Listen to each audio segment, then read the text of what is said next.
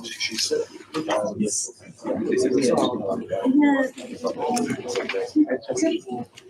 everybody. I'm going to be talking about the history of robotics in South Africa, specifically past, present, and future. And so I've got different hats that I'm wearing today. One is the chair of the Joint Chapters of Robotic Automation and Control Systems here in South Africa. I really think this is a great initiative. It's we actually need to have more, see what other people in the country are doing. We need to be able to see who can be our examiners, who can be our reviewers. We need to elaborate something. So I'm discussing a lot of that stuff today as well. I'm in a smart lab. So a lot of the supervisors over here will tell you don't need to be bright and have bright marks to be able to do research. You need to be smart. So, and then I'm at the University of KwaZulu-Natal, which is quite important apparently for this event as well. I'll discuss that later. As well as with Nelson Mandela University with the Advanced Engineering Design Group over there. So I've got different hats on at the moment. Before I continue with that, though, again, I must just thank the organizers for this. From ICRA's perspective, I really think it's great that we're having this, and a lot of effort goes into this. It seems like it's just a few presentations that you put up over here, tea and coffee that's been served over there, getting the caterer to do the lunch. It's a lot more work than that. If you've organized a conference, then you know it's a lot of work. Thank you very much for all the effort that you guys are putting in. I've been in so much email contact with people, I don't even know faces and names type of thing. So I'm going to start learning people's names and faces and things in the next couple of, at least for today still. And hopefully also, I think I've even been examined for a lot of the people, I don't even know what the faces are over here. So I'm really open to get more interaction over there. ICRA at 14. I was 20 years old. What did that mean? Well, it started off, it was born in 1984. So let's just see a show of hands. Who was born before 1984? It's not many hands we've seen over here. Maybe, not even. So it's already going for a long time. And this is, quite an achievement. We even think that robotics was considered that. It's quite good. So, I'm going to start with the disclaimer. And I'm told that if you have a disclaimer of that, you're not going to be offending anybody, you're going to be offending someone. So, I'm not here to offend anybody. That's not my goal, is make you think. Just rethink about things in terms of your research. I support all the research you guys are doing. So it's not like I'm thinking that, this research is not good or that. I support it. So I'm not saying it's good, it's not good. I've made these mistakes myself. And so I'm trying to sort of say, I've had to try and learn from my mistakes. So hopefully you'll be able to also just, look along those lines. And I've shown some of the research we've done. For copyright reasons, you don't really want to show other people's stuff because it can be offended sometimes. But this is not all the research happening in South Africa. Okay, so before I start off with things, yesterday was Heritage Day, and we got told we need to wear our traditional clothing, which made me a bit confused because, I've got French blood in me. I've got Irish blood, Scottish blood, Dutch blood. Pavement special becomes a sort of a word that comes to mind. It's you're not really knowing where your identity is. So then I thought, okay, well, we're going to be going to this what was it called, the Sedi Cultural Center. I'll be able to find my roots over there, where I'm coming from. Apparently, I'm related to Shaka Zulu because I stay in KwaZulu-Natal. So that was sort of one thing that was sort of a good gesture. And then eventually we went for the traditional African cuisine. And if you were there last night, what was the first dish that you dished up from the selection of food over there, or the African food that we had over there? It was pasta. So apparently Italian as well. So yeah, it's and the reason why I'm bringing this up is that, you know, with robotics, things have changed over the years. It's not just focused in one specific thing. Things have blended together. You can't say anymore you're from this culture and you're from that culture. We are adapting different cultures. You know, and the same thing has happened with robotics. We're adapting different scopes of robotics, scopes of engineering, and bringing that together. So a bit of history. Back in the day, robotics was a nice to have thing. It was toys. You had little toys like this that you could buy. And then there was like some research just started developing. And in the last 20 years, you know, like I've been looking at this, how it's made program. And you look at things that they were developed like 40 years ago in the industry sector. And that's just things that we were actually researching like 10 years ago even, or at least like I saw people researching about 10 years ago or 20 years ago. As a matter of fact, there's a lot of things that they show over there it's being researched at the moment. Thinking, you know, why are we researching things that are being developed? So you see this invention of, you know, people are trying to get this wheel developed. In the meantime, there's a whole pile of scrap wheels that people have tried to develop and stuff. Instead of just using that power and see what they can make from it, they're trying to go from scratch and basic principles again. So you become a lot of this type of pick up and place robots has been developed over the years, and you sort of have to. I mean, if you look at this arm, to get that controlled initially, it's a big task. That's a very common thing to be able to do. It's not as difficult task as what it used to be. To give you some, you know, some robots were like sort of also really expensive. Innovative ideas, but it is expensive. I mean, we've got Pepper robot over there, which you also heard Michelle talking about. I'm going to be I'm picking on you, but this Michelle, so yeah, again, don't take it personally. But the thing is, those great robot. How many of us can afford it?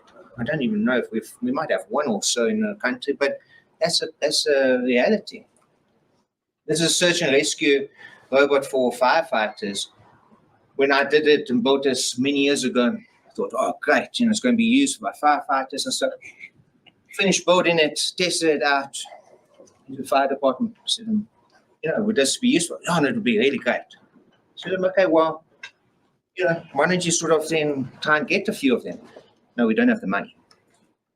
And apparently, the money is so bad. Like if you look in KwaZulu-Natal, where I'm coming from, basically from the north coast to the south coast, there might be one thermal camera that a fire department has got to use. So if there's a fire 200 kilometers away, they've got to first travel, you know, get a camera, travel 200 kilometers, get a fire. It's a bit late to sort of rescue the people over there. So technology is great, but the issue that it costs, and that's always an issue. There's a lot of parallel research that's happening. So in 2015, I started the Robotics Center of South Africa under the Robotics Association of South Africa, trying to get us to collaborate, trying to get us to network together. It's important. The thing is at that stage, yeah, everybody was saying, it's important, we need to work together, and yet we're not working together. You don't know what research I'm doing, I don't know what research you're doing, and we're doing a lot of the same type of research. Intellectual property, I think, is a great enemy for us. Everybody's like, it's mine, it's mine, it's mine. But we don't want to share any information, which means that the reinvention of the wheel happens. It's sort of having to, you know, the information is not out there to build onto, so we have to develop it again from scratch. And so you know, to give you a typical example, about 2015, I had this endoscopic probe project that we had with students to put down a person's gut and to be able to sort of do inspections and things. At the same time, I was at an institution abroad and they were doing exactly the same research. And you know what? So you actually realize that a lot of the other countries are looking down at South Africa. Oh, you're not able to do research. You know, you're from South Africa, bottom of the world. Yeah, but a lot of the issues that they are experiencing, we've been able to solve. So, you know, I'm not saying that you need to keep in mind that it's not the research we are doing. It's not like everybody's thinking it's low level. It is quite the research that we are performing. Okay, so drones has been a big research topic of the past. Matter of fact, even being still research at the moment. To give you an example, we looked at this drone over here. It's a dual-rotor drone. It was quite an interesting project for us to explore because we realized that in the PID control values were different in autonomy mode compared to a manual mode. So we did many tests with it, trying to sort of see how to get that stability going. We also realized that you needed like a counterweight system to get that to work properly. And then we also looked at some research over here with autonomous takeoff and landing with drones, which is also, yeah, it's not too difficult to do that if you know, especially with GPS and image processing lately. Deployment of things like, for example, medical equipment that needs to be dropped off at ships. And as the ship is moving, it needs to make sure that that drop is going to happen on a ship. And we did it within like, within a meter sort of drop zone. And then also looking at ways to train a system for autonomous flight. And we actually developed this thing where we could build this into pretty much any aircraft, and we'll be able to maneuver around, get the PID values, be able to do the autonomous flight. And that would be with different crosswinds and weather conditions. And then also coming for the landing to do that auto flare. So you want to, when you come in land, you want to go for, you know, sort of a good landing. Yeah, let's just say, there was a lot of nervous people on the plane when I came in, and that pilot needed some auto flaring as well. So yeah, there's a lot of research that has gone around with that. Image processing has also been happening quite a lot in the past. OpenCV's been there for many years and it's still being used. So over here, this is that endoscopic probe I was telling you about. We were just looking at ways to identify different spots and things in the gut. This is a sheep intestine that the students did a test on. And so we were able to flush away parts. We were able to, I think you'll even see over here a little clamping tool coming in and sort of to take a specimen sample. So the thing is, OpenCV has been quite a useful tool over the years to be able to you know, do those type of inspections and identification of different parts. Yeah, so there's a tool that's do the sample. So mechanical, you've got in your robotic system your mechanical system, you've got your electronic system, and you've got your software system. These are different aspects that have come together, again, that allow us to build a robotic system. So looking at the parts of some mechanical systems, if we look at this over here,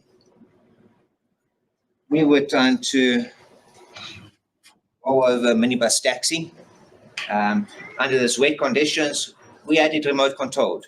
And we were able to, when I say remote controlled, we were able to maneuver the steering wheel to autonomously to do these maneuvers that would usually have caused an accident.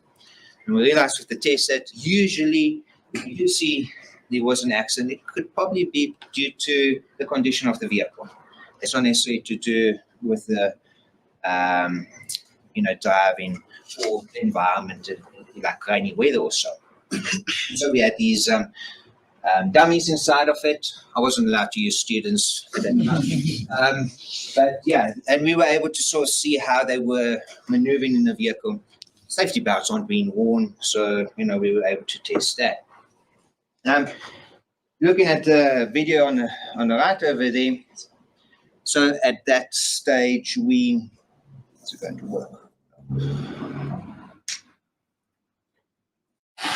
So that stage, this was I think in 2013, we started looking at prosthetic hands, and 3D printing was not a common thing. As a matter of fact, we had to import these 3D prints from New Zealand to be able to, do the project. So John Harris, he got electrocuted by 33,000 volts by trying to help a kid to take a kite off from power lines.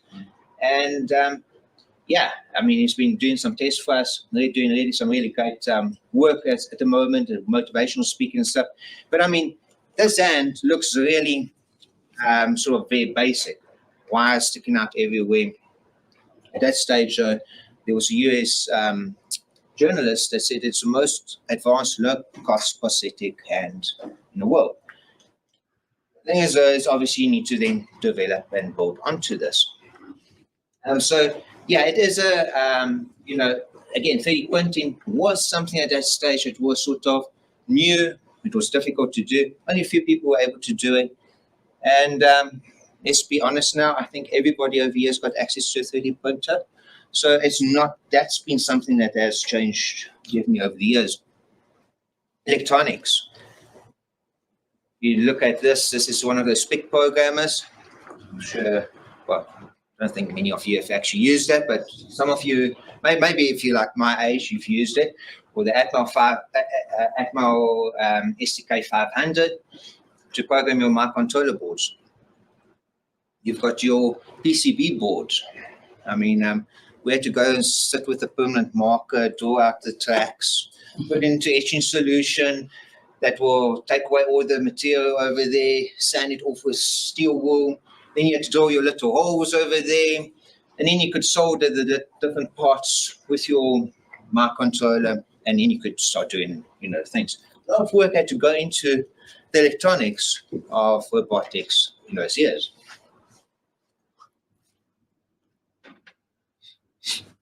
Programming. Assembly code was very common.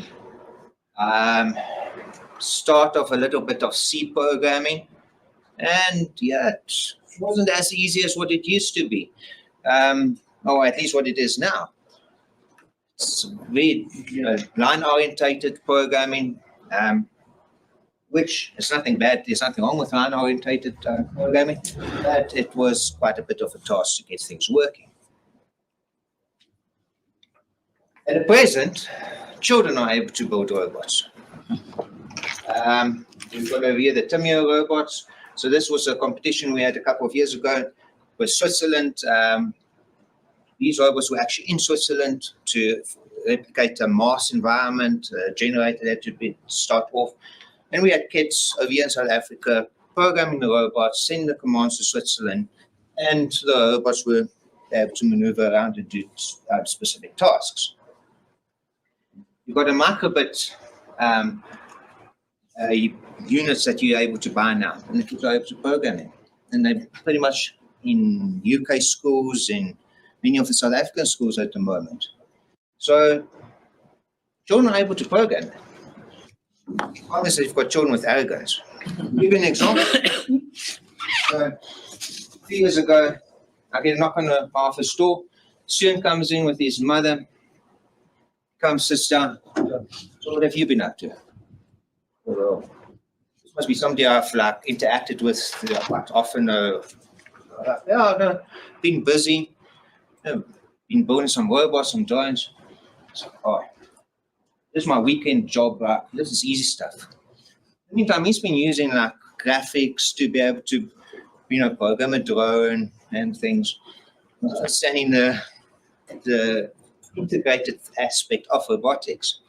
And so a lot of kids are thinking, well, they can program robots because they're able to do it at school level, and that, something actually needs to be studied later on. We've got very much stagnated research happening at the moment. We're expecting robots to do multiple things. I've had our library department contacting me, asking me to have, if we can build a robot that will be able to stand at the door, tell people where to go for, and give them information. At the same time, it must also go and put the books back in the shelf.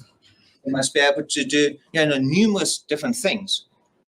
When's the robot going to be able to go to a plug point and just charge itself? It's becoming like we're expecting too much from robots.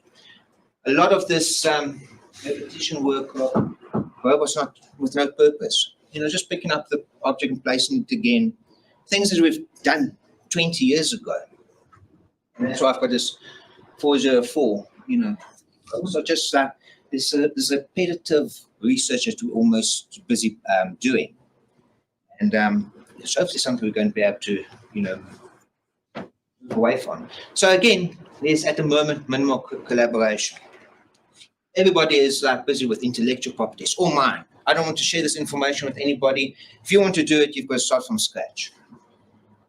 COVID was a good time for us to start putting our heads together, solve problems. There was needed for these ventilator bags and some ventilating systems to happen. I think every single university and institution in the country or around the world basically pursued that. We worked together. None of those products actually really made its way to the hospitals. It was just a waste of money. But it made us start thinking outside of the box. I know a few hospitals has been in contact with me in terms of these intubator boxes. They have a negative pressure so that when they perform the operations, the patients with COVID wasn't able to sort of contaminate the staff. We did that with Nelson Delhi University. Had some private consultations on that. Funny enough with that, the company was just busy cutting out the pieces for us. They suddenly just grabbed the idea, started selling it and claimed it as their own idea. Big issue with COVID was that the oxygen tank valves were freezing up. We actually had people with hose pipes spraying them off all the time. So we just developed a water pump system with water at the bottom, spraying water on the top, and it defrosted that. So it started making us think outside of the box and, solving problems that weren't really necessarily in our field, but they were important to do. Okay, so drone research and image processing. OpenCV is still being used to be able to identify people, parts, different shape objects. There's new image processing techniques that have developed over the years. And then for drones that will get used to go and do these inspections. And so, Nkosi is going to be talking next about his drone that he's been looking at, so I'm not going to go too much detail about it. The question is that a lot of research happening at the moment is having a drone to do image inspection on different things. Why do you need to build a drone to do the image inspection? Surely the focus should be on the image inspection, getting that solved. Implementing on a drone, that's just a sideline sort of thing. It could be on any vehicle. So, drone research has been going along those lines. Civil Aviation Authority has created a lot of red tape for us. There's talks of trying to see if we can relax the rules for South Africa, at least for the researchers. And being an instructor for the drone syllabus and having to develop that curriculum as well. Yeah, it's a lot of expectations and sort of work we've got to do just to be able to fly a drone for 10 minutes. When I say a lot of work, you're looking at possibly like a couple of days of work that you need to prepare for a 10-minute flight. Is your the difference? This is the issue that we've seen with research. You look at, I've got a lot of space-related images over here, but a few years ago, a lot of billions of dollars was going in. I think it was NASA that was working on a on a pen that will be able to write in space. And I think it was the Russians that came like a few months later, and they were like, "Oh, don't worry about all that technology. We just use a pencil." And so the thing is a lot of time gets wasted on what is not needed. New stars being discovered, billions of dollars going into that. Yes, it's another star. It's going to make any difference to us. A new rocket is going to be launched. So, is it going to make any difference to our lives? There's some things that are making a difference. I'm not saying that there is research happening on the International Space Station that's not important. There is. But we need to start, find that thin line of what's important, which is a waste of money. ROS, the Robotic Operating System, or ROS2, that's been developed recently. It's made actually things so much easier. You've got able to control the robotic arm, maneuver it, simulate it, you're able to transfer it to the actual robot. You're able to do mapping of a robot. This was actually done like, I know that in 2015, this was like sort of common tools to be used. I'm actually at the moment already like busy marking dissertations and theses where a robot is being controlled using ROS to maneuver itself through a building, or not even a complex building, just a single floor, just within a passage. It's done already. So these tools are helpful for us to sort of bridge a gap, that we don't have to spend time on research that's just going to take time. We can use these tools, but it's almost like we're not using the tools, we're trying to redevelop them. So, yeah, 3D printing, like I said, 3D printing is now something that we're all able to do. Just some examples of some of the things that we've 3D printed. Electrodes, using conductive filament. I 3D printed these electrodes, and actually had a medical doctor, an anesthetist. He went and used it, tested it on his patients while he was, they had operations happening and stuff. And he was like, "Oh," and he's able to get good signals from that. Our touch hand, our prosthetic hand that we're busy developing with, and I'll tell you a bit more about that as well. But, we're able to 3D print this now in the lab. We're able to do it in South Africa. And it just helps in terms of how we, pursuing things. So in case you don't know, we got the Sabathon 2024 happening in the end of October. That's a prosthetic Olympics. And we did it in 2020. With COVID, that was like all around the world type of thing. And the Swiss have now said, they're happy for us to host a hub in Durban, where we're going to have at least a task for the prosthetic arm, as in the referees and timekeepers and stuff to monitor everything's going okay. But it's a big task. Like Michelle was saying now as well, it's not always easy. Like there's this, technology being developed. Implementing it is not that easy. And the thing is we've been created in such a unique way that we cannot replicate a human hand. To do the same functionality, to do the same, ways of picking up things. Just look at a baby when it's born. Hand comes out, it's moving. There's no way that you can recreate that. And so, it's a challenge just to try and help people that have lost a limb. PCB boards being 3D printed. No etching required anymore. These are prints that we did actually last week at Nelson Mandela University. We're busy printing our electrodes as well as our circuit boards that we're going to be using for our prosthetic hand. 3D printed PCB boards, that's something that almost sounds like of the future. It's not something that we're able to do now. Electronics. Raspberry Pi board, Arduino board. Now, as we just go and buy it, it's costing you, what would that be, about 300 Rand or so. You're able to get any of these boards. It's got etching done, it's got the components soldered onto, the holes are drilled. You just have to plug it in, program it. It makes life so much easier. So, again, a lot of time is actually saved, that we don't have to, spend on building these things, and we can actually look at the more advanced type of software and artificial intelligence.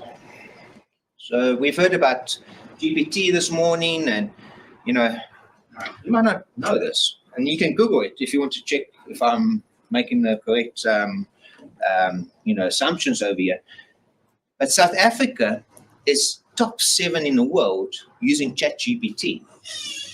That is quite impressive for a small country in the bottom of the world that's sort of, not doing much. I thought like other countries would be, your larger countries would be like on top. Yeah, we're using artificial intelligence. And the thing is like there's this thing of like, we shouldn't use artificial intelligence. I know of so many, if you're in the academic sector, everybody's like, you shouldn't use ChatGPT for research publications and to write up your literature survey and stuff. Why not? No, it's cheating. Okay, so tell me, what's the difference of you going to Google, typing in search for robotics, getting 100 pages over there that you're clicking on and that you're extracting information from that, and having ChatGPT doing it for you in 15 seconds? I mean, you've got to go back to those web pages and go and check if it's legitimate. Because, it's like spam phone calls that we're getting all the time. There's a lot of things on the internet you can't trust. We need to verify that. But we can get the information much quicker. It saves time. Machine learning algorithms. We've made a device a couple of years ago where we're able to, it's with Internet of Things, we have to monitor a patient's vitals. A person walking around down the street, we have to monitor their vitals. As soon as it detects stroke, heart disease, any issue, notifies the doctor immediately about it. We're able to compare those results with what the doctors would have done in their analysis. And it was like one-on-one similar sort of scenarios. Again, using machine learning algorithms. Our EMG electrodes to make the prosthetic hands work. We're able to, upload it onto a virtual system, onto a cloud, and it's able to generate for us with machine learning algorithms, able to learn the signals that's been generated from different people. And within a few seconds, we're able to have an algorithm that we're able to implement and we're able to use. Again, we're able to use these tools. It's just saving so much time. So, robotics research is causing us to think outside of the box. This is a man that we used in the 2020 Sabathon event. While that's just busy playing, show you sort of some of the things that we did and stuff. South Africa is in a unique position with research. We are able to think outside of the box. We have to solve problems. Often it is that, and I think this is what I find sort of quite interesting with other countries. They've got the equipment, they've got the technology. No thanks, Michelle. I'm not saying your research is any bad also, but people overseas don't understand the issues we are having. They don't know what load shedding is, inspections is. You tell them about it and say like, but why can't we just have quick online, chat, video call? No, because I don't have Wi-Fi. But what's the issue? Like, can't you just they don't understand that. So we've got all these difficulties, but from that we get experience. We have to solve the problems. Okay, so let's look at the future. What robotics research are we going to be pursuing? Does it help people, or is it just theory? So many people are just doing theoretical research because they can produce publications. Oh, so stick that onto a robot. Oh no, we won't be able to do that. Was it those robot wars? Is that what you say? What's the point of that? Robots killing each other. So much money just going down the drain. Robots are supposed to do tasks. This looks like my some of our funny projects where yeah, it's got a hammer and a nail and it's just like destroying itself. Or transfer of an egg from one point to another point and then destruction.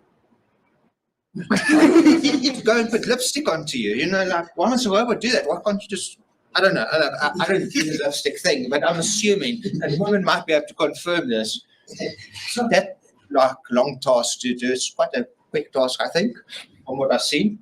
Washing your hair, again, this looks like so much like a funny project, like, it's not going to work, you know, like, why are we spending money and time on this type of research?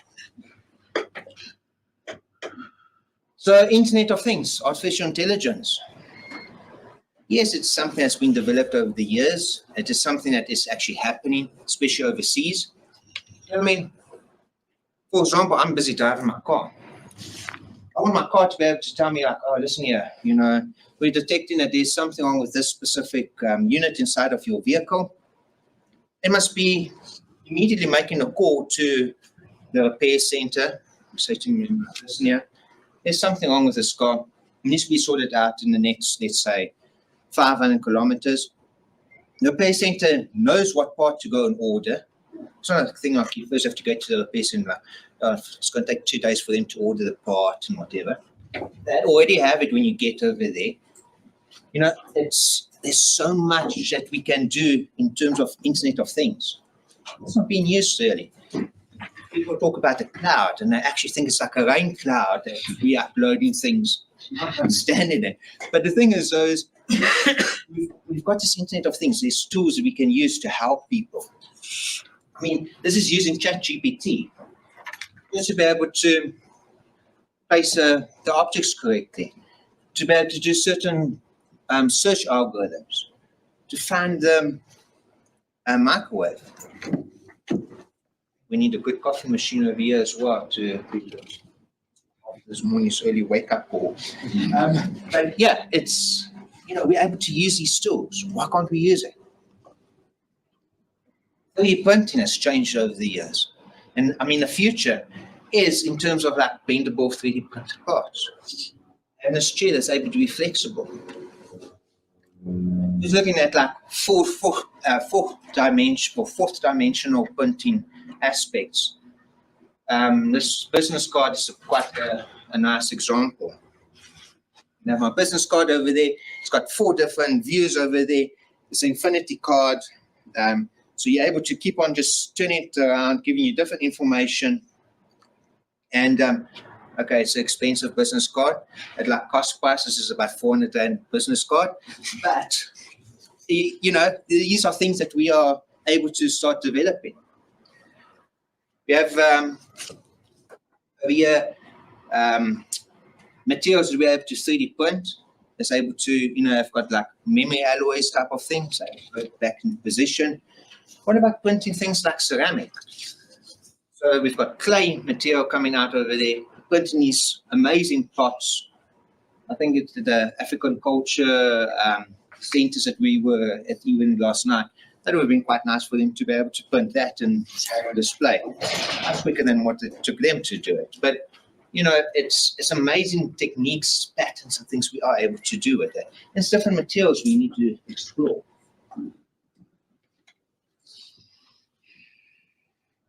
So in conclusion, I know that lunch is coming up and we've got still 2 presentations to happen. What is going to be the future of robotics in South Africa? How are we going to be pursuing this? Our suggestion is we need to look at open source. We need to share code. We need to share designs. We need to share ideas. Get your information out on publications if need be and stuff so we can, you know, and make it available that we're able to sort of read it, hold on to it. Don't go into the intellectual property aspect of things and then, oh, yeah, no, it takes like 2 years before you can actually publish anything because, you know, you're trying to keep that information. I mean, Michelle's been busy doing research that's similar to mine. We could have been collaborating on this. No, Michelle's been publishing, but, you know, we need to sort of interact and network with each other. I mean, I've got a colleague at CSIR, busy doing drone research, pretty much the same research we're doing over in my lab. why are we duplicating the work? So we need to collaborate. We need a networking. How cool this sort of environment we're having at the moment? We need to prevent that there's not parallel research happening. Another example would be many years ago. I think it was probably about 10 plus years ago. Stephen would be able to remember more details about it. RoboCup robots we did. Each university or institution in South Africa was building a robotic soccer player, so to speak. It was a good initiative, it was like, but each institution's robot had some aspect that was good. One was maybe the mechanical design, one had maybe good electronics, one had maybe some good local artificial intelligence, another one had global artificial intelligence. We were working together, but we were doing our own thing.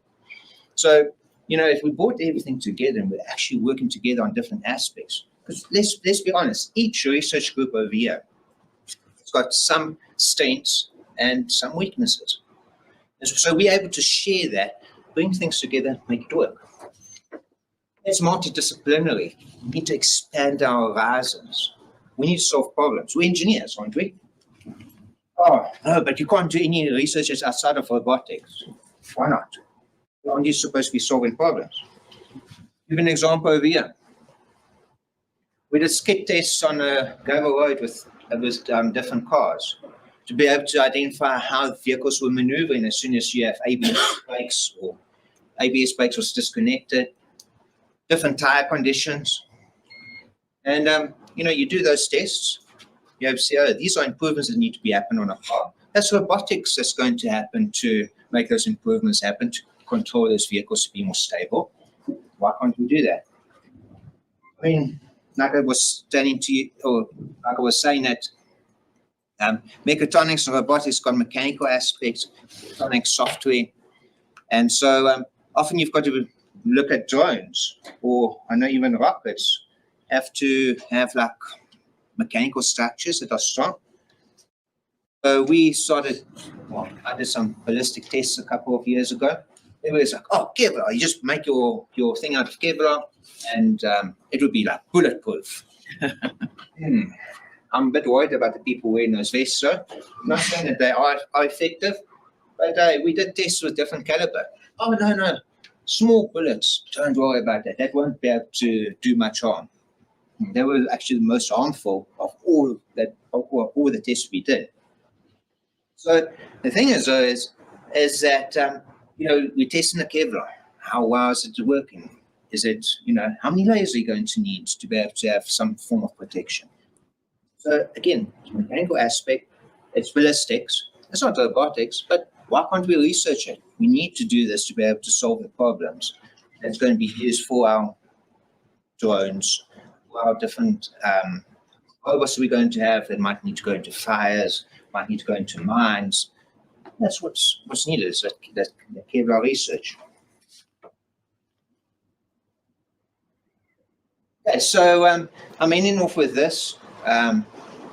You'll see that over here, there are like different social media platforms we've been looking at for the lab.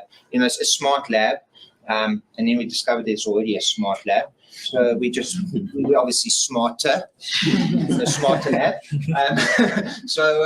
These are like all the links and things where you'll see what's happening. We'll also be posting on a lot of things for the Sabathon week coming up. That's from the 21st of October, we're going to be setting up, and then we're going to have the actual event on the 26th of October. It'll be live streamed as well across the world. We will also have on YouTube the video segments of the different tests that we've done and stuff to give you an idea of what's happening. Also post updates on the DutchProsthetics.com website. There's all these different social media things. But again, it's like these social media things we've got out there, and it's supposed to bring us closer. We're supposed to be able to link up with each other. LinkedIn is also great, but I'll be honest with you, it all depends on who you are. But if you've got 1,000+ connections, and after like scrolling for 5 minutes, it's like Facebook, it's showing you things that you're not really interested in, and then you're like, okay, close the app, and then you continue with work. Yeah, there is things happening among us. There is, and we need to maybe have a more closer network way that we can collaborate with things. But yeah, again, I do thank the organizers for this event. It's really great, and I do think we really do need to do this more often, at least once a year. Hopefully, if ICRA is willing to make that available, it will be a miracle. But it would be quite nice to see that happening. Okay, thank you very much, everybody.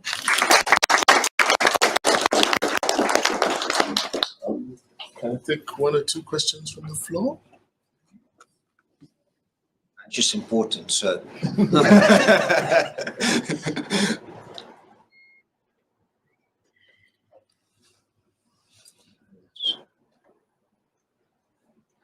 See there are people looking forward to lunch. Yeah.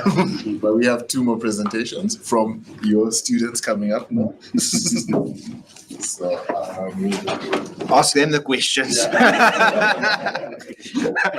We'll go right into that. I think the first presentation from Siphosethu.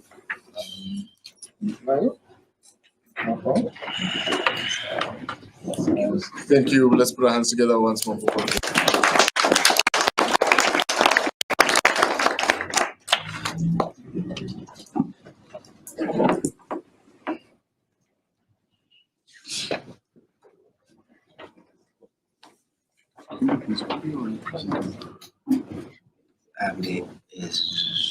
I don't know.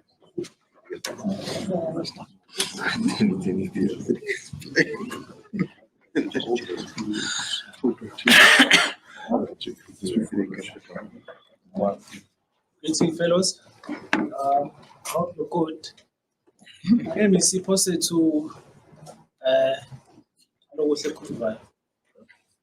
I was born in KZN in a village called Dwedwe. It's a rural village. So, growing up as a kid, each time I visit the nearest town, which was Tongat. Some of you may be familiar with Tongat. It's in the north coast of Devon. Each time I visit the town, with my mom, I would see either a person on a walking stick or a person holding their arm like this, signaling a disability or an inability to complete or to do normal tasks like everybody. So as a kid, I would find myself in a space where I think about how each of the circumstances that these people are facing could be addressed. So when fast forward to 2023, I had a casual conversation with Prof. And we happened to talk about the research topics that Prof has. And this happened to be one of the topics that Prof presented. So that's how I happened to be part of this group. So the title of my research is Design and Analysis of a low-cost mechatronics prosthetic hand. Like I said, I'm from KZN.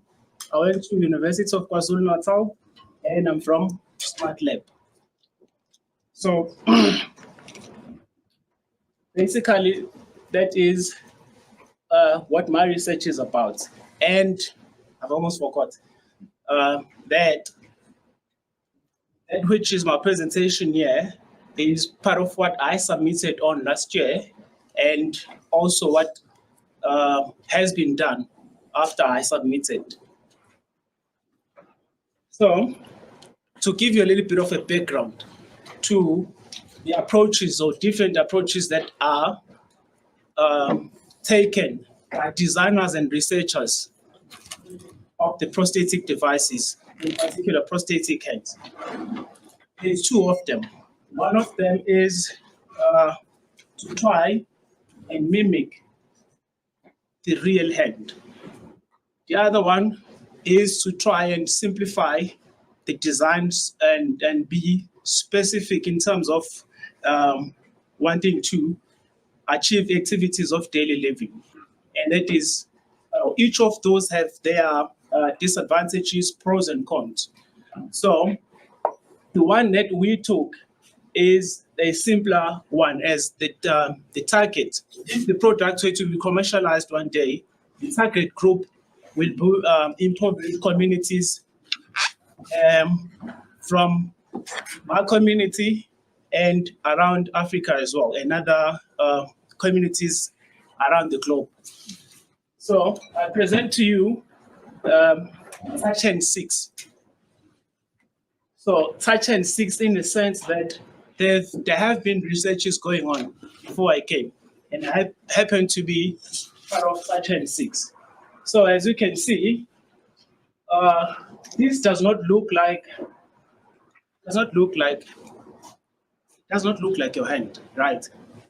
So because of the approach that we took, we are simplifying. We're simplifying the physique, the natural look of the hand, to try and minimize costs, bulkiness, and others.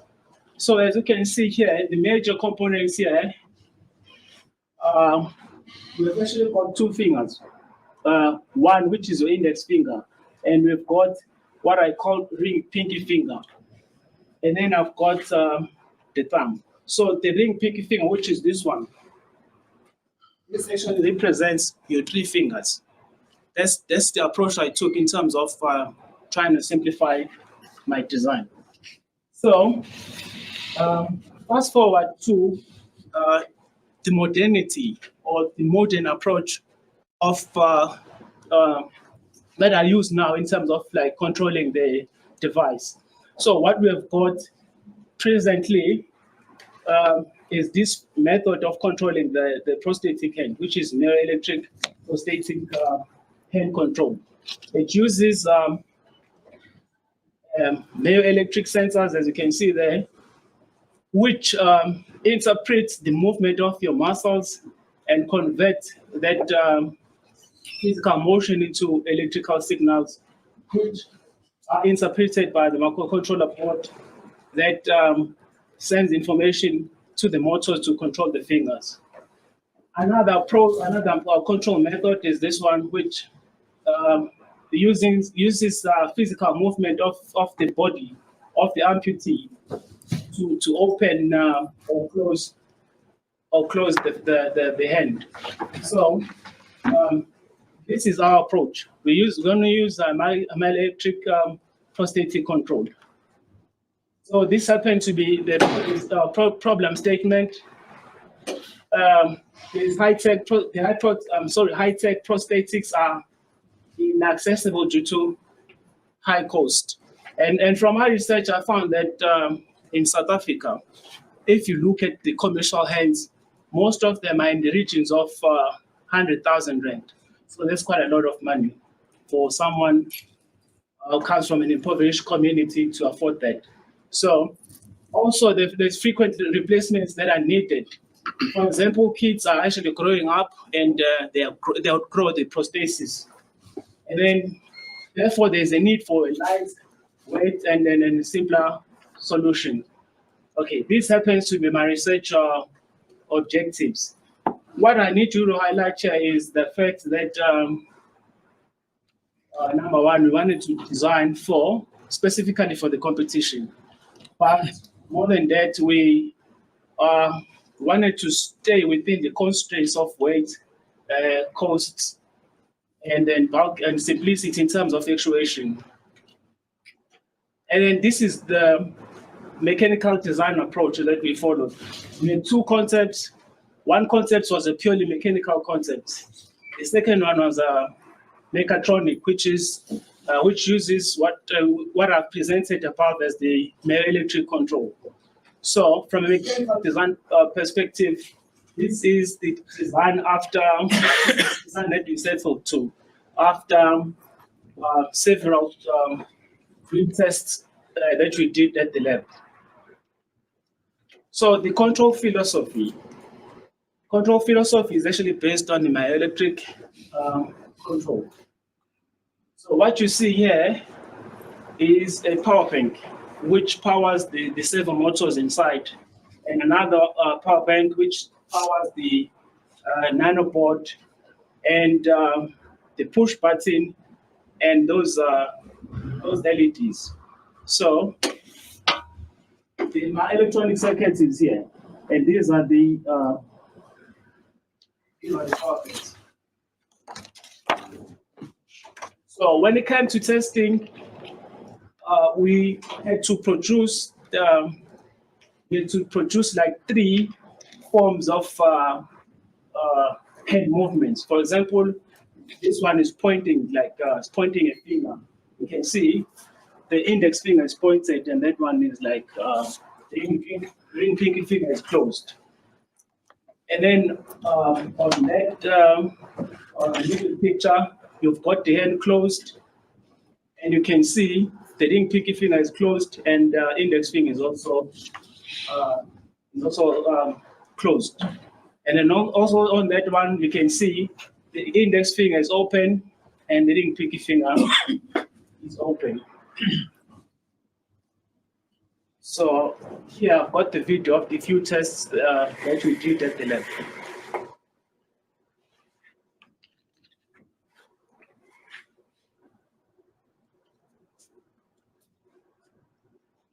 What I want you to notice here is that since we have got 2 fingers, we've also got 2 electrodes. In fact, like two sensors. So one sensor is for the index finger, and the other sensor is for the ring pinky finger. So as he closes, one of the LEDs are supposed to light up. Move to this one. Clean shot that one. Okay. So here it will be clear here. Yes. The middle one, as you close the ring pinky finger, it's actually 3 LEDs. It may not be as accurate as I'm going to explain to you, but it's supposed to be like that.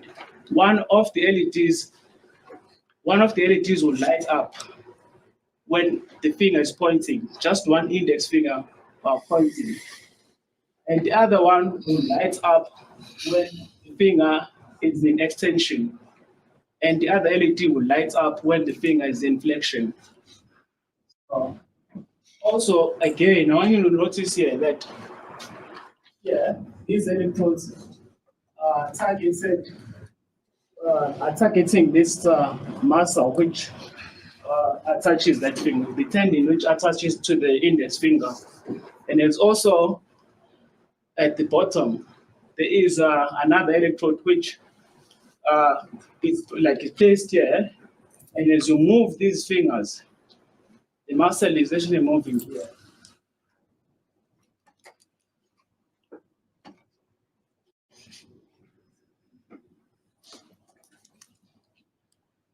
So these were a few tests that we did in preparation for the Sapathlon competition that will be happening on next month, the 25th to the 27th, as Prof mentioned.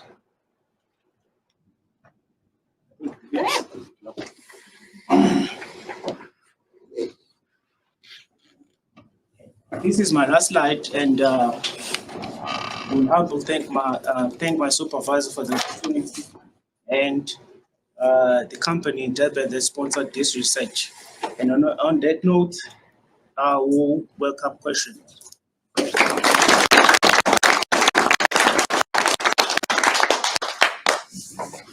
Okay. Yeah. Any questions from?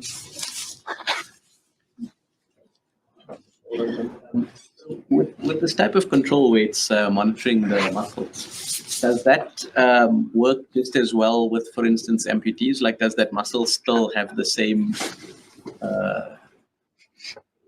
measurements? This is quite good. It's something called phantom pain.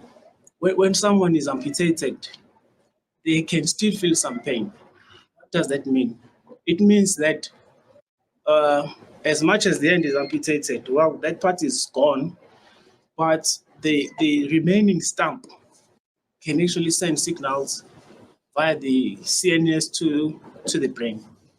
So the answer is yes to the question. Thank you. Another question? I was going to ask, how long did it, in terms of mapping your gestures to the hand, was it one-to-one or you had to do an ML? Sorry? Mapping the gestures to the hand, the gestures you were doing.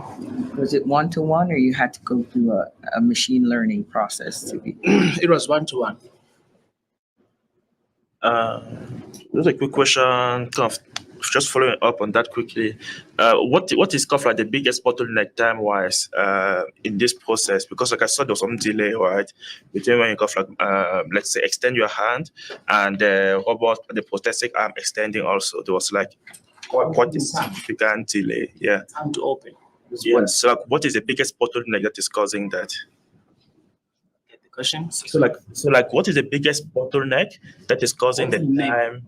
Yeah, like the biggest component of your process in terms of time, in terms of runtime, that is causing the delay between gesture and prosthetic arm moving. Response time. Must be the time to open, right? Yeah, they respond after the match. Yeah. Is the component that limits that? Yeah, that kind of like has the biggest effect on that time. Well, that can be programmed on the Arduino. You can set it to any time. So that delay was like on purpose. Yes. Okay. So like you could have like real time, like when the person is making the gesture, your prosthetic also like moves one-to-one in real time. Yes. As we were doing the tests, as we did the test, we kept changing the closing and opening time on the code, on the Arduino code. So it's like a standard time, of course, but it can be changed. Okay.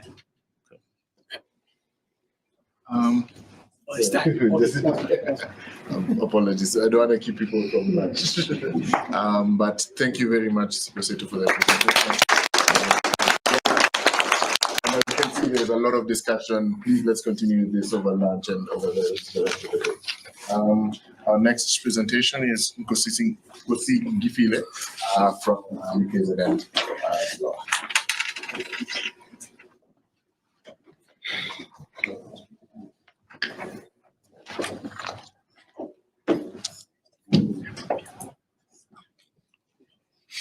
Greetings, everyone. My name is Nkosingiphile. I'm currently doing my master's with Prof. Stopforth. So a quick backstory about me is that I did my undergrad in mechanical engineering, and I wanted to understand electronics. So Prof offered me a good project of where he wanted like a hybrid UAV which can vertically take off and transition into a horizontal mode and then go along operations. Yeah, so I was very interested in that project and then started exploring it. So in reduction for everyone to be on the same frequency is that UAVs, unmanned aerial vehicles, are commonly known as drones or aerial systems. As the name suggests, unmanned, meaning absence of a pilot on board, is a popular field that has been explored for decades in robotics. UKZN has contributed in the field with the duo Fumigam, which is contributed in 2016, and the S-Lipper, which was made in 2020, along with the Critical. Sorry, I butchered that name, I know. And then it basically, one of the design specifications that was brought up is that the UAV had to contra-rotate. It had to use like contra-rotating propellers. So I explored that project and found that like Ingenuity, like a famous NASA UAV, which is currently working with Perseverance on Mars to identify to explore Mars is basically using the same propulsion system. So that was pretty interesting. It showed like advanced application of such research. So continue on that, we saw a gap in literature. I explored the literature, correct me if I'm wrong, but no one in South Africa was exploring these UAVs. No one in South Africa was talking about ducted counter-rotating UAVs simply because of the quadcopters and the fixed-wing UAVs. So quadcopters offer great stability because of their rotors, quad meaning 4 rotors. And fixed-wing UAVs are standard because they evolved from like airplanes. So everyone is familiar with that. And so we understood that and we did what we understood because, yeah, but what we wanted to do was a bit difficult. So we wanted to take like a company called Shield AI in America, previously known as Martin UAV, is developing this, but for single copters. Basically, this UAV has the ability to vertically take off and then transition into horizontal mode and then go. So I wanted to finish my master's in 1 year, and, and that was not possible. And the budget for the project was 10,000, and yeah, that was just not possible. So what we changed was the approach to this. We sort of like broke down the problem and made it into what a company called the Clio Donuts is doing, basically focusing on this part, but with counter-rotating UAV with 2 rotors instead of 1. So I developed that. We narrowed the scope of the project, researched the hardware and software required to do that, designed and manufactured a flyable prototype, and then what I'm doing now, currently demonstrating its capabilities and limitations. So a quick design methodology which was used in this research was that it was used in parallel and integrated at the implementation phase. So I explored the electronic design, selected the components that would be functional for such UAV, and then focused on the mechanical design, generated various concepts from existing research. Due to most of this work is currently being developed in China, but here in South Africa it's not being done. But a thing to note there is that most of this work is simulation based and not a lot of like experimental purposes. And for experimental purposes, it usually in a wind tunnel with fancy equipment, very high cost, and we just didn't have the money for that. So all the facilities to conduct such things. So and then the software design, I did my undergrad in mechanical engineering. The basic code that I know is I did in second year for CH, so I'm not a good programmer. So my supervisor advised me to go with mission planner. So it was a bit straightforward, easy for anyone to comprehend. If you're looking to get into UAVs, go with that. So program mandatory setup, and then we implemented, fused the different electronics, mechanical, and the software, making up what a mechatronic system. And then for the final design, we would have to think about the concepts that we have, and then create a circuit for that. Think about the mechanical airframe that we have, create and fabricate a mechanical design for that, and then assign the proper parameters, because the software part of this mechatronics design comes in a form of firmware. A firmware is basically a software, but broken down a bit. So what you are doing in this UAV phase, you basically be changing multiple parameters. I was basically changing multiple PAD parameters to actually get this thing to work and to understand it. And I'll go a bit more on that later. And then we evaluated and then we were going to evaluate the performance of the UAV. And if it was not flyable or we saw some issues in it, we would modify it and then start the process again until we reach this phase, the final prototype phase. We still haven't reached that phase. And then the design work. This is a simple layout of the prototype that we work with, inspired by research in China. But the difference between that research and this research is that they used like a support structure up above this to make their component basically top heavy, not bottom heavy. So it's a bit of a mouthful, but yeah, it helps with stability purposes. So we weren't focusing on that. We just wanted to understand the fundamentals of this project, this system, and then build on that. So this is the component we have. We have a duct which offers lift and protects the propellers. We have propellers, brushless motors, and flight controller, which is basically the brain of the UAV. The PIC sockets commercially available, and LiPo batteries to power the UAV. Yes, so the material selection that was used was also considering that the cost of the project. So basically, we went with plywood instead of like carbon fiber, which is more strong and lightweight. But we went with plywood, and then we went with for manufacturing the duct. We went with 3D printing, which was a solution that was available in house. And then we ran some simulation thanks through the help of a VECWEST student, which ran the simulation because I did not have the time to do that.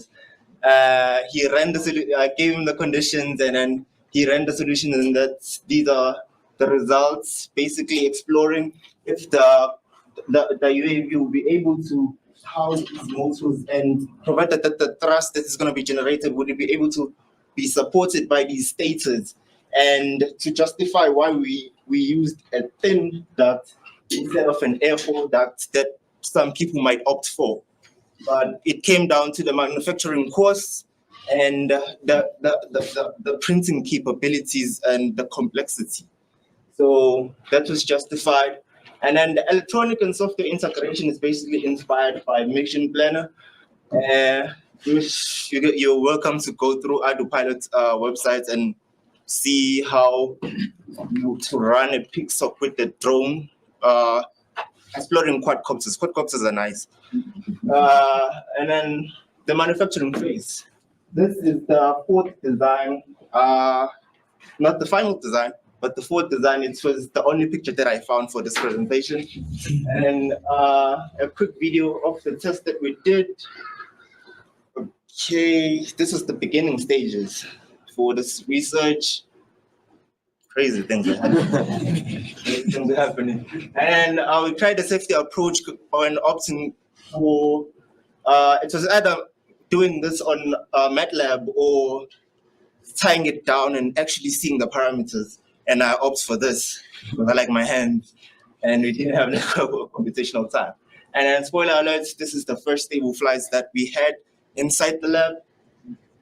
So it took a lot of like playing with PID controls, and that was nice. But there was still a problem to this UAV. Like as you saw, okay, I'll elaborate on that later. Another issue that we saw about this UAV is that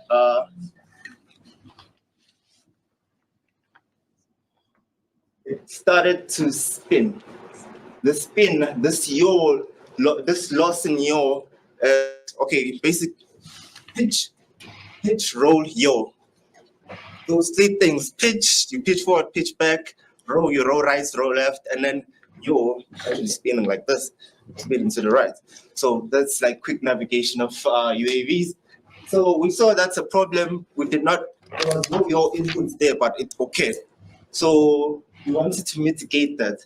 And we saw that there was actually a hardware problem due to the low cost of this project. Like we're using batteries that are below minimum requirement for the system, so the system would overshoot. And then thanks to the potential of this project being seen, our supervisor was able to procure some funds, and we were able to continue with the research. Installing, we made it basically a 4S battery that was capable enough to do some nice things and overcome the overshooting problems, as well as like increase the vanes or the control surfaces for the UAV. So these were the filters that I did like on the 15th of September, 15th or 16th of September this month. And then we are basically testing the takeoff. Something broke on the landing because it was going very high. And then something interesting to note is that the maximum height that was recorded was 9 meters. So 9 meters is basically 2 times what you would see from headlines, you know, like wires. Head wires, sorry. So, or a 3-story house. And then these were the hovering tests. It was very harsh. So what I noticed was during this testing phase, when I went with the wind, the helicopter would try to counter it. And then, yeah, I'm still analyzing the flight logs from this test. So, yeah, I might not be too clear about that. But the performance was promising, and there's a lot of potential to this. And note this. The only flight modes that were used here was basically stabilize mode and altitude hold mode. So stabilize mode helps with the vertical takeoff, like it helps like the UAV to balance whilst it's take off, like be stable. Whilst altitude hold helps with the hovering, maintaining a certain altitude. And then there's this third mode that I'm looking to explore, but with time I will explore it. It's auto tune mode, where where the UAV actually talks to itself using its algorithm, saying, this is me, I'm in the air, and I'm now understanding my parameters. And then with that, the UAV can actually fly pretty well and actually compete with like a drone night. So this idea is pretty cool, and I hope I'm gonna pursue that. So current and future work, we're looking to get a publication out of this. I'm looking to finish my dissertation. Next week, eh? October is pretty wild. We're doing that, and the call for action, gonna skip the slide. My supervisor is talking more about it. Like everyone was talking about it. We need collaboration. Please do reach out. I'm gonna be reaching out to Dr. Fisher. Please do not deny me. I like your research, and I hope to work with you in the future. The end. Any questions?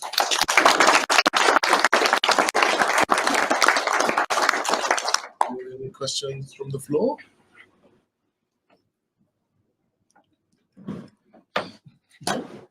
Just a quick one. What's the advantage over a quadcopter? Like, why would you do this rather than a quadcopter? It's basically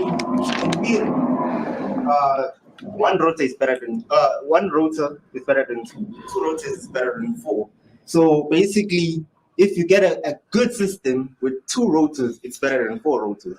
So yeah, we're going with that approach. And if you notice the current trend in the UAVs, we're going for hybrid approach, or people are developing like energy sources, better energy sources. Hence, that's why like there's an introduction of like fuel cells to actually power UAVs and actually increase the time needed to operate such UAVs. So it's either you're going with the mechanical part when you're trying to improve this and make it hybrid so that it can run for longer durations, or you might go for like alternative powering sources. I hope I answered you. Yeah, no, that makes sense. I have another question. Yeah, it's okay. Okay. Let's put our hand again. Without ado, we can go for lunch.